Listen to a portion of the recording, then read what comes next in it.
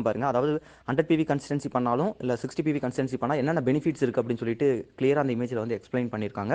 இப்போ அந்த இமேஜ்ல பாருங்களேன். இப்போ நம்ம வந்து 100 பிவி வாங்குறோம் அப்படின்னா, எம்ஆர்பி ரேட் வந்து அரௌண்ட் வந்து 3800க்கு மேல இருக்கும். ஆனா நம்ம டிபி ரேட் எவ்வளவு கொடுக்குறோம் அப்படின்னா, அரௌண்ட் அப்ராக்சிமேட்லி வந்து 3200 நம்ம அப்ராக்சிமேட்டா 3200லேருந்து 3500 ஸ்பெண்ட் பண்றோம். அப்ராக்சிமேட்டா ஒரு அமௌண்ட் எடுத்துக்கிறோம் அப்படின்னா, ஒரு 3200 எடுத்துக்கிறோம் அப்படின்னா, நம்ம வந்து ஒரு 100 பிவி நம்ம வாங்குறோம் அப்படின்னா, அதில் வந்து ஒவ்வொரு பொருளுக்கும் எம்ஆர்பி ரேட்லேருந்து 10லேருந்து 20% டிஸ்கவுண்ட் பண்ணி தராங்க. அது வந்து ஒரு அப்ராக்சிமேட்டா வந்து நம்ம அந்த 100 பிவி வாங்கும்போது நமக்கு அதில் ஒரு 600 எம்ஆர்பி ரேட்லேருந்து நமக்கு ஒவ்வொரு பொருளுக்கும் ஆட் பண்ணும்போது அப்ராக்சிமேட்டாக அதில் ஒரு 600 வருது. அப்புறம் ஃப்ரீ ப்ராடக்ட்ஸ் ரீபர்ச்சேஸில் ஃப்ரீ ப்ராடக்ட்ஸ் வந்து நமக்கு வந்து 10% கொடுக்குறாங்களா, அது ஒரு 320 ஒருத்து ப்ராடக்ட் வருது. அப்புறம் பர்ஃபார்மன்ஸ் போனஸ் நம்ம என்ன பர்சன்டேஜில் இருக்கமோ அந்த பர்சன்டேஜுக்கு ஏற்ற மாதிரி நமக்கு நம்ம வாங்குற பொருளுக்கான பர்ஃபார்மன்ஸ் போனஸ் வருது. அப்போ ஒரு மாதத்துக்கு பார்த்திங்க அப்படின்னா அதுவே வந்து கிட்டத்தட்ட 1000 ரூபாய்க்கு மேலே வந்து பெனிஃபிட் மட்டுமே வருது. அப்போ நம்ம 4 மாதம் அந்த கன்சிஸ்டன்சி 4 மாதம் பண்ணால் தானே ஃப்ரீ ப்ராடக்ட்ஸ் வரும். அப்போ 4 மாதம் பண்ணும்போது 4 மாதத்துக்கு டோட்டல் பெனிஃபிட் 4000 ரூபாய்க்கு மேலே வருது. ப்ளஸ் நமக்கு ஃப்ரீ ப்ராடக்ட்ஸ் 5வது மாதம் ஒரு 2500 ரூபாய்க்கு வருது. அப்போ மொத்தமாக நம்ம 4 மாதத்தில் நான் 100 பிவி பண்ணுறது வந்து மொத்தமாக நம்ம வந்து ஒரு 1800 12800 செலவு பண்ணியிருக்கோம் அப்படின்னா அதில் நம்ம வந்து அந்த 4 மாதத்தில் இந்த பெனிஃபிட்ஸ் எல்லாமே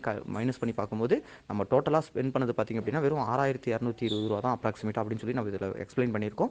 அப்படி பார்க்கும்போது நம்ம 100 ஸ்பெண்ட் பண்ணுறோம் அப்படின்னா நம்ம 4 மாதம் கன்சிஸ்டன்சி பண்ணிட்டு டோட்டலாக நம்ம கூட்டி கழிச்சு பார்த்தோம் அப்படின்னா நமக்கு வந்து கிட்டத்தட்ட வந்து 54% வந்து நமக்கு வந்துருது. அதாவது 100 ஸ்பெண்ட் பண்ணுறோம்னா 54 நமக்கு 4 மாதத்தில் ஆவரேஜ் அதெல்லாம் கழிச்சு பார்க்கும்போது வந்துருது.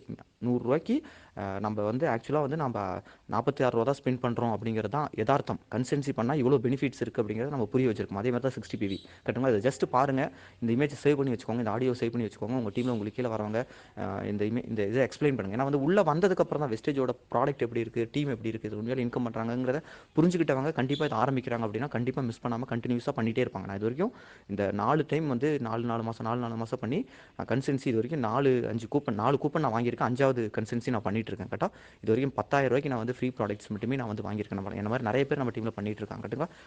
அதனால் வந்து கன்சிஸ்டன்சி அப்படிங்கிறது நல்ல பெனிஃபிட் தான். ஓகே, வீட்டுக்கு தேவையான பொருள் எல்லாமே எங்கே தருவாங்க வெளியே?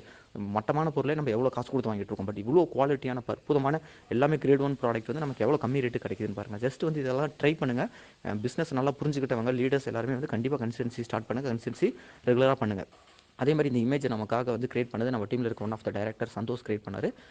அவருக்கு தான் இந்த கிரெடிட்ஸ் போய் சேரணும். இந்த இமேஜஸ் இந்த ஆடியோவை சேவ் பண்ணி வச்சுக்கிட்டு அப்பப்போ வந்து உங்கள் குரூப்பில் ஷேர் பண்ணுங்கள். Wish you well. Thank you so much.